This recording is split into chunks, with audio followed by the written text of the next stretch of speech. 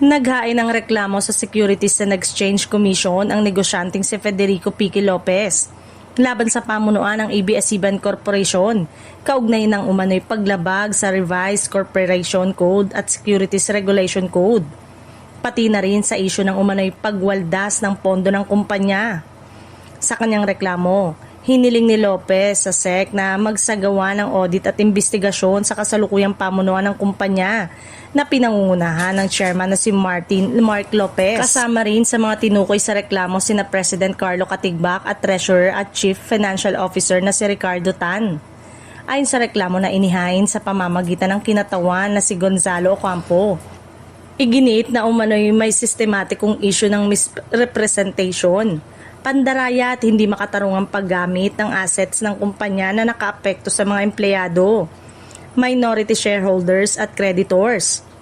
Ibinanggit din na sa reklamo na umabot umano sa tinatayang 45.5 billion pesos ang net losses ng kumpanya mula 2020 hanggang 2025 at sinasabing nagsimula na ang paghina ng kita kahit bago pa man mawala ng prangkisa ang network noong 2020.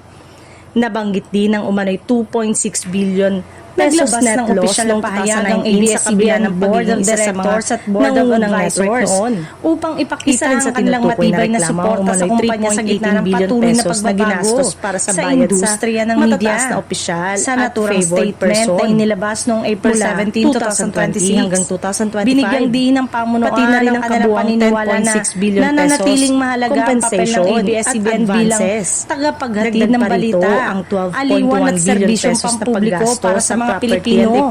Ayon sa board, kahit na wala ang kanilang broadcast franchise, hindi ito naging hadlang upang ipagpatuloy ng kumpanya ang operasyon sa iba't ibang platform para sa kumpanya. Patunay umano ito ng kakayanan nilang mag-adjust at makasabay sa mabilis na takbo ng digital era ng assets. Ipinahayag din nila posibleng may paglabag sa Section 30 at 31 ng Revised Corporation Code dahil sa umano'y gross negligence o bad faith sa pamamahala ng korporasyon. Maibalik sa matatag na estado